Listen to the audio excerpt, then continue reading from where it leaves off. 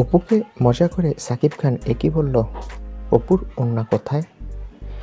আসল ঘটনা জানতে ভিডিওটি শেষ পর্যন্ত দেখুন। এই বছর ঈদে অনেকগুলো সিনেমা মুক্তি পেয়েছে, আর অপু বিশ্বাসেরও বেশ কয়েকটা সিনেমা মুক্তি পেয়েছে। 13টা সিনেমা মুক্তি দেওয়ার মতো সিনেমা হল নেই, আর যেখানে সাকিব খানের সিনেমা আসছে সেখানে স্বাভাবিকভাবেই বোঝা যায় বাকিরা কয়টা হল পেতে পারে। বর্তমানে একদিকে শিল্পী সমিতির নির্বাচন ঘিরে তর্ক বিতর্ক চলছে, আর অন্যদিকে অপু বিশ্বাস ও সাকিব খানের রোমান্টিক মুহূর্ত চলছে। এই তো ঈদের দিনই হঠাৎ করে অপু বিশ্বাসকে সারপ্রাইজ দিল সাকিব খান।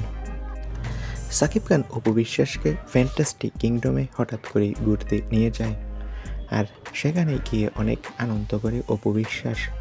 এক পর্যায়ে অপু বিশ্বাসকে সাকিব খান বলে যে, অপু, তোমাকে তো খুব সুন্দর লাগছে, কিন্তু তোমার শরীরের ওড়নাটা কোথায়?